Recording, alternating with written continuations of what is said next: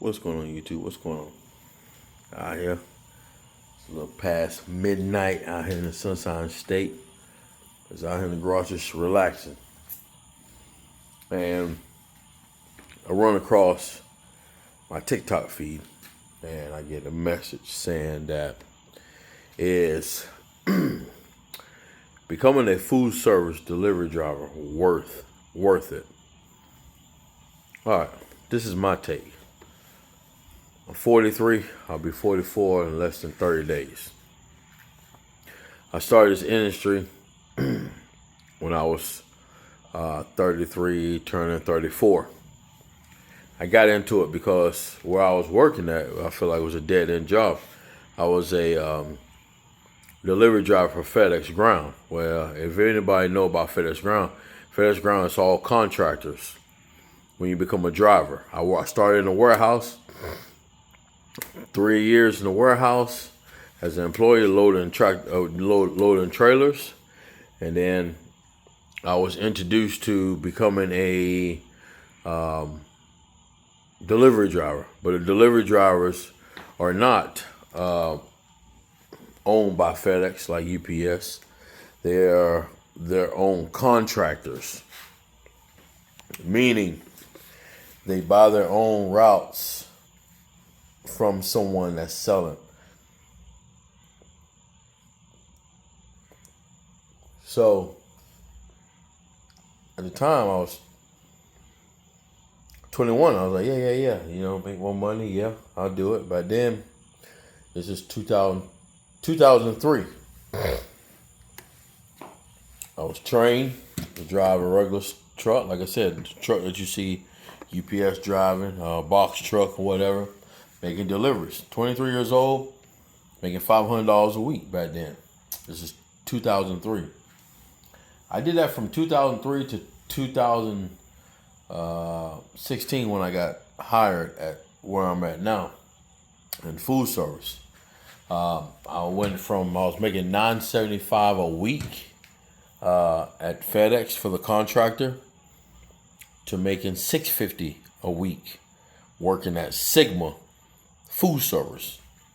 So most people be like, yo, you're crazy. Why would you take that huge pay cut? Well, the reason why I took the huge pay cut because I seen the light at the end of the tunnel. I seen the growth. I was told when I went through training, when I went through the interview that, hey, you can make, if you come in as a driver helper, give us 6 months. You go to any school of your choice, we will pay up to $3,000 for you to get your Class A. That's what I looked at. I said, okay, I did it. I became a driver helper. Of course, I was at the very bottom. So, and the guy that I got picked up by, he was at the bottom. So we worked a Sunday. We worked Sunday, Monday. We were off Tuesday, and then we was off Tuesday, Wednesday, worked Thursday, Friday, off Saturday, back Sunday. I did that for 2.5 years. And I'm like, man, I'm missing out on time with the family. My kids are playing football, they're cheerleaders. But at the same time, when I got off Saturday, I was so tired, I would come home and I would sleep. But I sat down and my wife, we talked about it. She's like, well, you're looking for growth. You said if you stay in trucking right now, you always want to be a Class A driver. So this is the opportunity that you have to be a driver helper. Yes, a pay cut from $975 a week to $650 a week. But at the same time, this is where I say your partner comes in clutch. Because at the same time, she was working too. So she said, we'll figure it out. So I took the job offer. It was a pay cut. But at the same time, once I got in and it was a pay cut, I was also told you can work extra days to make extra money. I went, whoa, okay. So I started working a little extra days. It was like I said, it was a pay cut, but we managed. 2.5 years later, my wife was going to school. She got her financial aid money. She gave me the money to get my CDL because she said she see at the end of the tunnel that this is a growth for us. Most women are not going to do that. Most women are not going to get no money from school or whatever, and going to pour into their man. Now, my wife said, no, I'm going to give you this money. You're going to go get your CDL. Because at the time, we had lost Wendy's, and the word was we were getting them back. We were getting Wendy's back. So the VP at the time told me, he said, Bradford, you need to get your license because there is a possibility that when you get your license that you will get your own route. You will have a set schedule or whatnot. And I thought about it. I'm like, man. So I told my wife. And she said, okay, well, we're going to go with it. I had no fear or anything that the VP was lying because the VP, since I've been there, is a very honest, down-to-earth individual. Between the VP, the warehouse director, it's very, very honest people. So I found a school. A lot of guys that I work with told me where to go. They were only charging $1,700. I went. I took a week off, and I already had an idea. I already knew how to back into back to trailers, all that stuff, because when I worked at FedEx, I used to be what they call a yard dog. Working the yard, moving trailers around. 28 footers and 53 footers all night long. So I already had an idea of how to maneuver the vehicles. So at the time, where we work at, they were all transitioned from 10-speed to all automatics. So when I went to the school, they said, well, what do you want to do? You want to train automatic or 10-speed? Oh, man, give me automatic, man, because, hey, we all doing automatic. So I did that. So I did a week and a couple of days. Studied the pre-trip. Took the test the next week. I passed it. Good to go. Then took my credentials to my job, put me in a driver program. We'll tell you, I spent 1 month on the extra board. If anybody in here know about the extra board when it comes to food service, extra board is basically when you are working when they need you, on call or whatnot. I spent 1 month. And after that, I was able to get a route because somebody left, and the route that they left on, no one wanted that route because it worked. It didn't have the weekends off. But I wasn't even looking at it. I was looking at a set schedule. I needed a set schedule because, like I said, my kids playing football on Saturday. They're doing cheer. If I have a set schedule, I know the route that I'm doing. I know what time we're going to get back, what time I'm going to get off. I can at least get home, get a couple hours of sleep, and then head out to the field to support my kids and my wife in the extracurricular activities. So that's what I did. So, fast forward now, here it is. I've been 10 years at Sigma, Florida. Run up and down the route. I'll be 44 in less than 30 days. The question is it still worth becoming a food service delivery driver? And I'm going to tell you right now, yes, it is. Because if I was 21, 22, 23 in my 20s, and I had no desire to go to college, even go take up a trade like HVAC, electrical, plumbing. I just want to find something that's quick and easy. Well, quick and easy, getting your CDL. If you're looking around in your state or your city where you live at, just Google CDL schools around. There's not, before it used to be just the main CDL school, the big ones that you're paying $7 to $10 grand or whatnot.